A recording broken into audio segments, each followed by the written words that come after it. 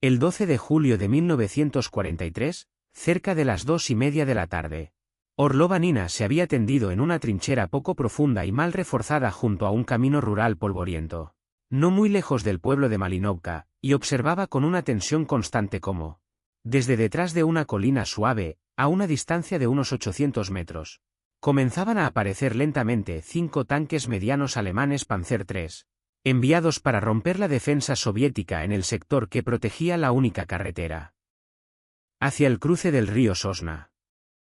Nina tenía 26 años, llevaba 2 años continuos en la guerra y, durante todo ese tiempo, aún no había destruido ningún tanque, aunque había visto demasiados, ardiendo o avanzando sin detenerse.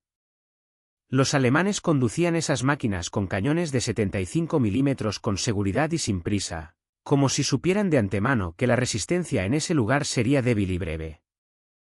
Frente a 15 tripulantes de tanques dentro de 5 vehículos blindados solo había un pequeño grupo de infantería soviética armada con fusiles antitanque, y Nina entendía perfectamente lo desigual que era ese combate incluso antes del primer disparo. Su unidad formaba parte de la 292.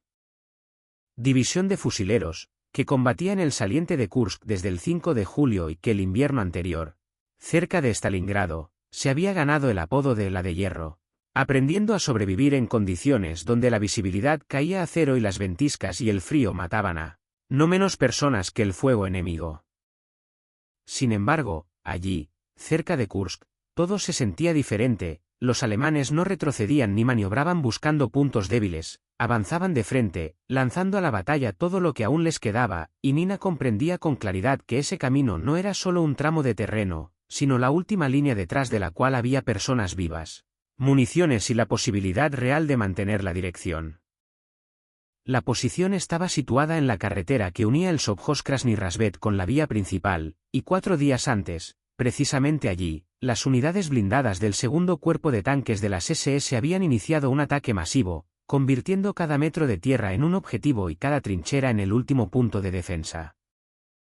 Las tropas soviéticas se encontraban en una situación crítica, porque tanto la ruta de retirada como la línea de suministro pasaban por esa carretera, y la tarea de Nina era sencilla en palabras y mortalmente difícil en la práctica: no dejar pasar a nadie. A pesar de que frente a ella avanzaban tanques y su único medio realmente serio de combate seguía siendo el pesado fusil antitanque PTRS del modelo de 1941, un arma semiautomática de calibre 14,5 milímetros y 21 kilos de peso, que exigía no solo fuerza física, sino también sangre fría, paciencia y la determinación de dejar que el enemigo se acercara casi hasta el límite. El fusil antitanque PTRS tenía un cargador de solo 5 cartuchos, y Orlova Nina lo sabía de memoria, igual que conocía bien sus capacidades.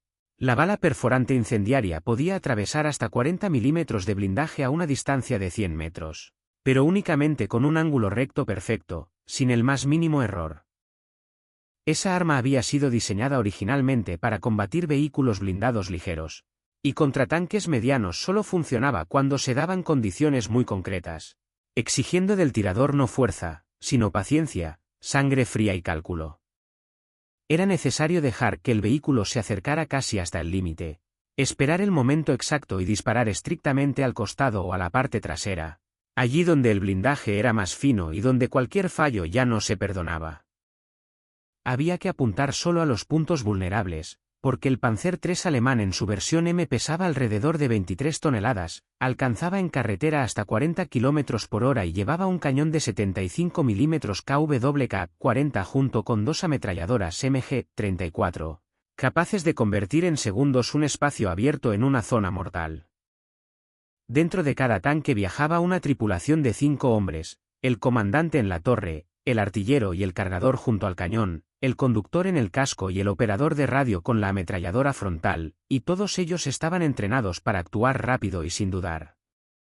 5 tanques así significaban 25 soldados alemanes y decenas de armas apuntadas contra cualquiera que se atreviera a interponerse en su camino, mientras que la 292. División de fusileros llevaba combatiendo por cada metro del sector de Prokhorovka desde el 7 de julio. En 5 días de lucha, Sus regimientos habían avanzado menos de 2 kilómetros a través de campos cubiertos de cráteres, donde la tierra se mezclaba con metal y sangre, y cada paso adelante se pagaba con vidas. Las bajas crecían a un ritmo alarmante, las compañías se deshacían, y no era raro que de 60 combatientes quedara apenas un oficial capaz de mantener al grupo unido. Ahora esos 5 tanques alemanes avanzaban directamente hacia la posición que defendían Nina y su escuadra, y el Panzer III de cabeza ya había reducido la distancia a 600 metros cuando ella tomó la decisión final. Revisando con calma su PTRS, comprobando que el cerrojo funcionaba sin problemas y que la mira óptica PU estaba limpia y lista para disparar.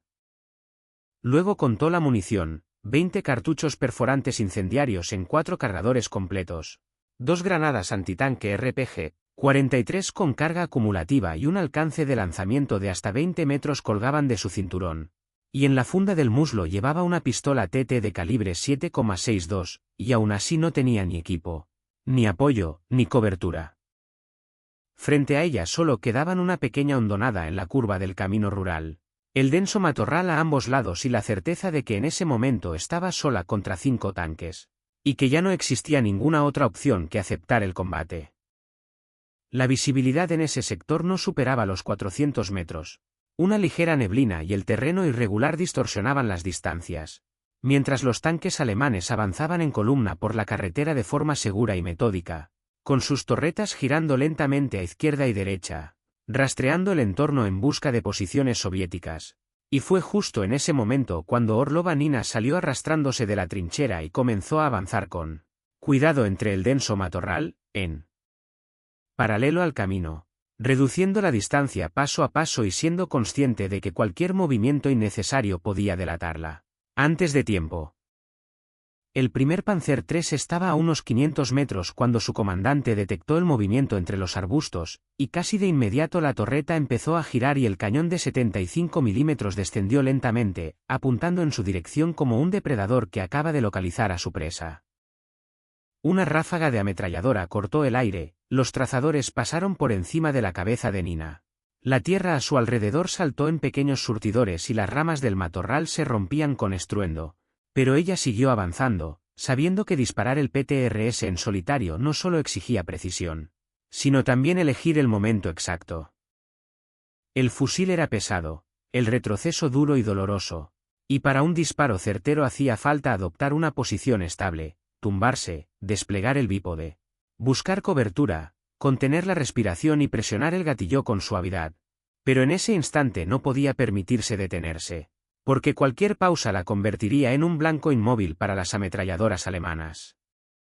Solo cuando logró reducir la distancia a unos 300 metros, Nina se tendió tras un árbol caído.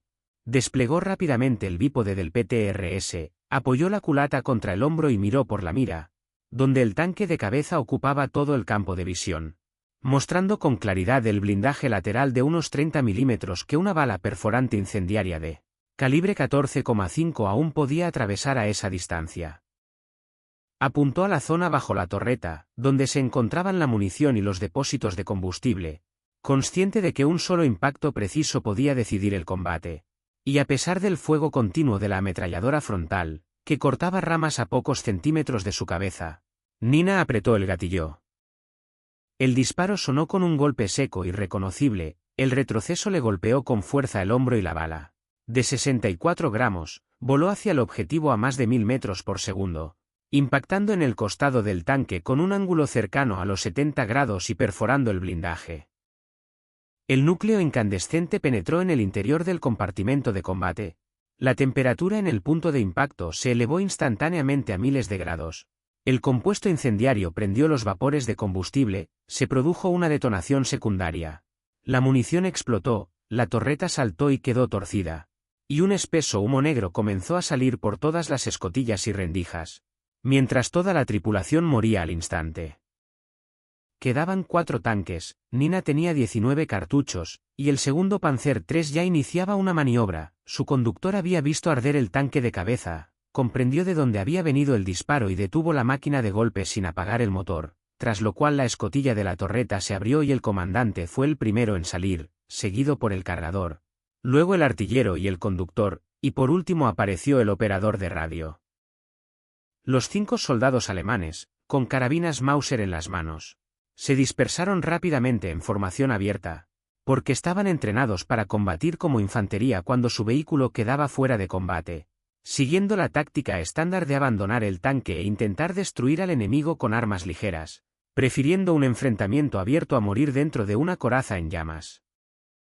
Más vale morir combatiendo que arder dentro de un ataúd de acero. Esa idea era familiar para cualquier tanquista, y Orlov Anina entendía perfectamente que era justo eso lo que ahora guiaba a los alemanes, mientras recargaba el PTRS, capaz de disparar en modo semiautomático con un cargador de 5 cartuchos, de los cuales en ese momento solo quedaban 4 antes de tener que cambiarlo. Los tanquistas alemanes ya estaban a unos 200 metros y se acercaban a saltos, usando con inteligencia los pliegues del terreno, las zanjas y las irregularidades del suelo para acortar la distancia bajo cobertura. Y Nina comprendió de inmediato que no podía permitirse gastar los valiosos cartuchos antitanque contra infantería, porque delante de ella aún quedaban más tanques. Cada cartucho contaba, y por eso llevó la mano a la funda donde estaba la pistola TT del modelo de 1933, calibre 7,62 milímetros, con un cargador de 8 balas. Un alcance efectivo de hasta 50 metros y un peso de algo menos de 1 kilo con munición. Una construcción simple y fiable de Tokarev, probada una y otra vez en combate. Nina sacó la pistola, quitó el seguro y levantó el arma sujetándola con ambas manos. Mientras los 5 tanquistas alemanes seguían acercándose, 150 metros, 100, 80, y en ese momento actuó con calma, casi de forma automática, contando la distancia y eligiendo el objetivo. Cuando el primer alemán salió de detrás de un arbusto y corrió por un tramo abierto, ella disparó sin dudarlo y el soldado cayó al suelo tras recibir el impacto en el torso, sin dar un solo paso más. Los otros 4 se tiraron al suelo de inmediato. Miraron al compañero caído y luego hacia el lugar desde donde había salido el disparo. Evaluaron rápidamente la situación y comprendieron que un campo abierto y un solo tirador frente a un vehículo blindado no era un escenario en el que valiera la pena continuar el ataque, así que comenzaron a arrastrarse de regreso hacia su tanque. Nina volvió a guardar la pistola en la funda y al instante se llevó las manos al PTRS, observando cómo los 4 alemanes se metían apresuradamente en el vehículo, el comandante desaparecía por la escotilla de la torreta y el conductor se deslizaba hacia su puesto, claramente con la intención de cerrar las escotillas y reanudar el fuego. Ella no les dio ese tiempo, levantó el fusil con rapidez, apuntó y vio que el Panzer III estaba detenido. El motor funcionando al ralentí, a una distancia de unos 200 metros, y que la escotilla del conductor aún no estaba completamente cerrada. Así que tras una breve y casi imperceptible corrección del punto de mira, Nina apretó el gatillo y la bala entró justo por la abertura, atravesó el cuerpo del conductor y lo dejó fuera de combate al instante. La bala, tras rebotar, se desvió hacia el interior del compartimento de combate y el conductor murió al instante, sin siquiera llegar a comprender lo que había pasado, mientras que el comandante, que se encontraba en la torreta, recibió un fragmento del rebote en el muslo y cayó, perdiendo la capacidad de dirigir a la tripulación, y el cargador quedó aturdido por la onda de choque, desorientado durante unos segundos cruciales. El tanque no se incendió de inmediato, pero dentro se desató el caos. El artillero, presa del pánico, intentaba ocupar el lugar del conductor, el operador de radio se desangraba por una herida de metralla, y la máquina quedó prácticamente fuera de combate, aunque por fuera todavía pareciera intacta. Orlov Anina recargó el PTRS sin prisas, casi de forma automática, y realizó el tercer disparo, que impactó en el costado bajo la torreta, donde el blindaje era más débil, y esta vez la penetración fue clara. La bala dañó el sistema hidráulico de giro de la torreta, el líquido inflamable prendió al instante. El fuego se propagó rápidamente a la munición, un segundo después. Se produjo la detonación que arrancó la torreta de su anillo y destruyó por completo el segundo tanque. En ese momento, 2 tanques alemanes ya habían sido eliminados. A Nina le quedaban 17 cartuchos y otras 3 máquinas seguían avanzando. Y el combate entraba en una nueva fase. El tercer Panzer III se encontraba a unos 300 metros detrás, y su comandante había visto cómo los 2 tanques de cabeza eran neutralizados en menos de 2 minutos, lo que lo obligó a abandonar la táctica inicial y tomar otra decisión. La torreta empezó a girar, el cañón de 75 milímetros se elevó lentamente y el comandante cambió del fuego de ametralladora a proyectiles de alto explosivo, consciente de que ahora no estaba luchando contra otro vehículo, sino contra una sola persona en terreno abierto. Ese tipo de proyectil pesaba alrededor de 6 kilos. Tenía una velocidad inicial cercana a los 580 metros por segundo y un radio de destrucción contra personal de hasta 30 metros. Y la munición del Panzer III permitía mantener ese tipo de fuego de manera prolongada y sistemática. Mientras tanto, Nina cambiaba de posición, arrastrándose unos 20 metros hacia la izquierda y utilizando un cráter profundo de un proyectil como cobertura, moviéndose con rapidez y precisión, como si cada gesto estuviera previamente ensayado. Sus manos no temblaban, aunque deberían haberlo hecho, porque en apenas unos minutos había destruido 2 tanques y abatido al menos a 10 soldados alemanes, y el subidón de adrenalina tendría que haberle nublado la mente y el estrés de combate ralentizado sus reacciones. Pero ocurría justo lo contrario.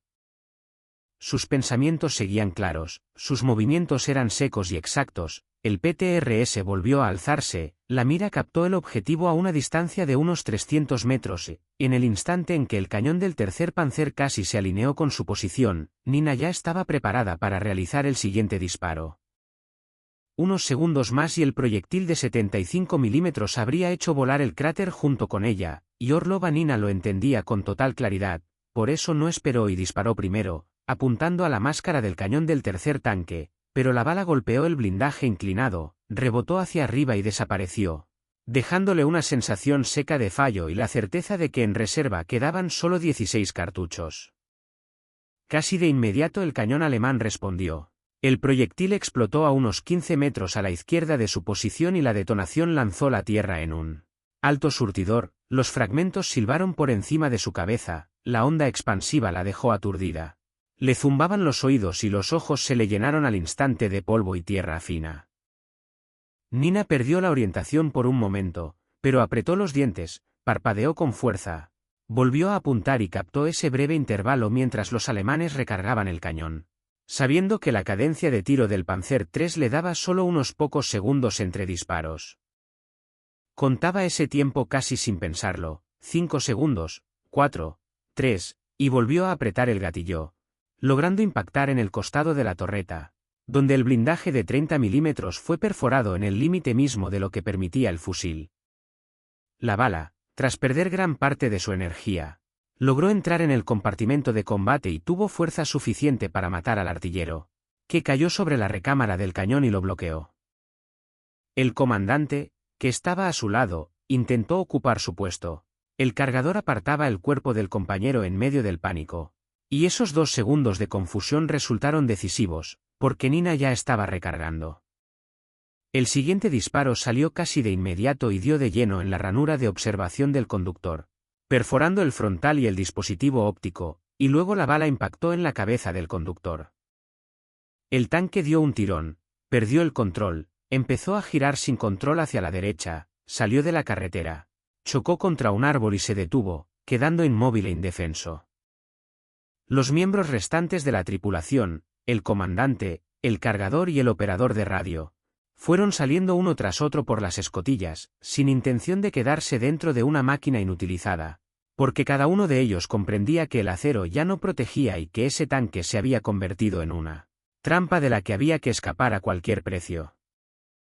Orlova Nina les permitió marcharse porque 3 tanquistas desarmados ya no representaban una amenaza real y gastar tiempo y fuerzas en ellos no tenía sentido, y solo entonces comprendió con total claridad que no eran 4, sino ya 3 los tanques fuera de combate, con las tripulaciones fuera de las máquinas. 14 cartuchos aún en reserva y únicamente 2 Panzer III continuando la lucha.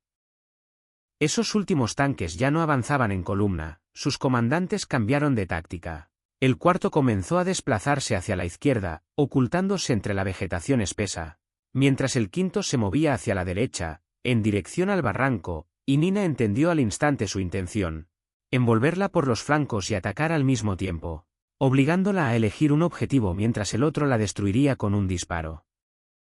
Era una táctica alemana bien ensayada frente a armas antitanque: dispersarse, dividir el fuego del enemigo y aplastarlo mediante maniobra y superioridad numérica, Y en terreno abierto esa amenaza se sentía con especial crudeza. Nina se encontraba casi en el centro del camino rural, rodeada de espacio abierto, sin ninguna cobertura en un radio de 50 metros, con 2 tanques cerrándose sobre ella por la izquierda y la derecha, mientras solo le quedaban 14 cartuchos y 2 granadas. Y la fría matemática del combate decía que podía destruir a ambos si su puntería no fallaba y si lograba acercarse lo suficiente. La realidad, sin embargo, era simple y brutal. Uno de los tanques la mataría antes de que pudiera recargar si cometía siquiera un solo error. Nina tomó una decisión y avanzó hacia el cuarto tanque, porque era el más cercano, abriéndose paso entre los arbustos a unos 40 metros a la izquierda de la carretera, donde la vegetación densa limitaba su velocidad a 10 o 15 kilómetros por hora, y el conductor intentaba claramente rodearla por la retaguardia para obtener un disparo lateral. La suspensión de barras de torsión del Panzer III le daba buena movilidad campo a través, pero en terreno irregular tenía una debilidad clara, la tendencia a balancearse. Y el tanque saltaba sobre los baches, la torreta se mecía y el cañón oscilaba de un lado a otro, convirtiendo la máquina en una plataforma inestable para el tiro preciso. Nina avanzaba directamente hacia él, reduciendo la distancia de forma consciente, 60 metros, 50, y en ese momento la ametralladora frontal abrió fuego. Las balas de 7,92 milímetros destrozaban el matorral, hojas y ramas golpeaban su rostro, pero apuntar resultaba difícil porque ambos se movían y las ráfagas pasaban de largo.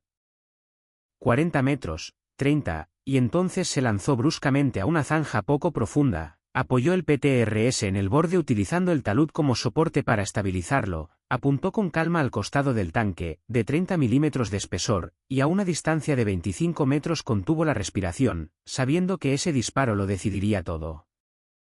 Cuando el estruendo del combate se apagó y el humo se disipó, quedó claro que el ataque alemán en ese sector se había quebrado. La carretera hacia el cruce seguía en manos soviéticas y Orlova Nina, exhausta, aturdida y cubierta de polvo, seguía con vida y en su puesto, consciente de que allí y en ese preciso instante había detenido al enemigo y de que para ella ese combate había terminado.